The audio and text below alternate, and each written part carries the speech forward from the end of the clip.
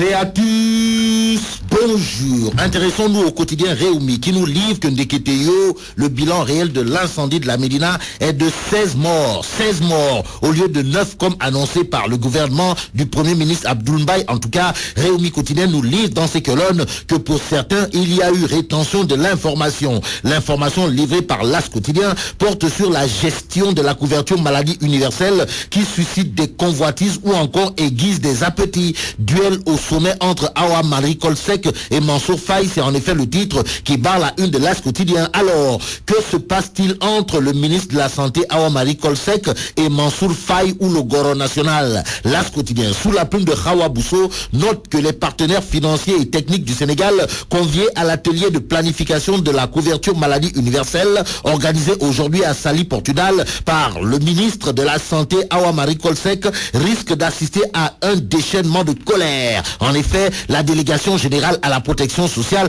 et à la solidarité nationale qui dispute la gestion de la couverture maladie universelle au ministère de la Santé entend faire le déplacement de Saly pour asséner ces 4 vérités, indique toujours l'As quotidien dans ses colonnes. Comme pour le journal annoncé, un choc fin aux allures de guerre finale entre Eva Marie Kolsek et le Goro national Mansour Faye. En attendant la suite, le quotidien s'intéresse à la gestion de la mutuelle des armées et de la banque du soldat en titrant la grande nébuleuse. Conséquence, c'est la grogne dans la grande miette, indique le quotidien dans ses colonnes. Au journal du groupe Avenir Communication d'informer que militaires et sapeurs-pompiers courent derrière le remboursement de leurs ordonnances et de leurs pensions d'invalidité et de retraités pendant plusieurs mois. Le mois de mars sera celui des mises en demeure dans le cadre de la traque aux supposés voleurs de la République. Ce matin, la Tribune nous apprend que Ousmane Ngom et compagnie peuvent trembler. Pourquoi trembler? Eh bien, dans les colonnes du journal du groupe des médias, il est écrit que Ousmane Ngom, Oumar Sarr,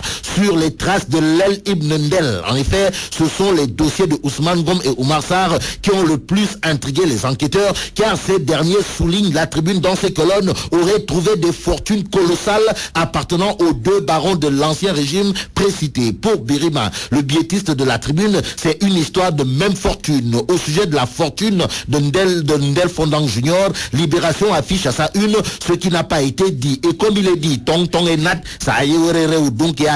il s'agit des révélations de Tiano Alassane Sall sur le pillage de Karim Wade dans le secteur aéronautique, explique en tout cas Libération. Dans les colonnes du journal, on peut lire redevance de développement des infrastructures aéroportuaires, 6 milliards de francs CFA détournés sous l'El Ibn Ndel. À propos de l'exonération de toute taxe à AHS, Libération révèle aussi l'inspectrice des impôts qui a payé cash sa résistance au prince. Le prince fait également la une du journal Enquête pour ce qui est de Ndel Fondang Junior, son ascension rapide et sa chute brutale. Le journal Enquête titre et le père tua le fils, point de suspension. Daouda Gbaya, mon confrère du journal Enquête, d'indiquer qu'après 12 ans de posture de superpuissance nationale exercée en toute illégitimité, Karim Meïssa Wade est aujourd'hui en situation de payer les pots cassés d'une ambition qui aurait pu être un peu plus saine. Ça veut dire quoi? Eh bien, ça veut peut-être dire que l'El Ibn Ndel ou encore Karim Meïssa Ould Ndjombor, d'après le journal Enquête, a fait du départ Gaïndé. Arrivé mousse. Aujourd'hui, chat échaudé doit craindre eau froide, surtout que Direct Info révèle ce matin que Mohamed VI zappe le dossier Karim, comme pour nous rappeler que les chefs d'État n'ont pas d'amis, ils n'ont que des intérêts. À plus forte raison, le roi Abdoulaye Diop, mon confrère de Direct Info, note dans son article, contrairement à ce que bon nombre d'observateurs avaient avancé, Mohamed VI, qui a terminé sa visite, n'a pas pipé mot sur l'affaire Karim Meïssa Wade. Et est-ce du tipri du fils de Hassan II en direction de celui de Abdoulaye Wade? Il y a le Rekham. Ce que c'est Réumi quotidien est que Kalidou Diallo, ancien ministre de l'Éducation nationale et responsable des enseignants de la génération du concret, rejoint l'APR. En plus, Kalidou Diallo, renseigne toujours Réumi quotidien, a annoncé son entrée dans le gouvernement suite à son audience avec Macky Sall. Question, mais là tu dong de Kalidou Diallo à l'APR et dans le gouvernement de Macky Sall et Youssou Touré dans tout ça.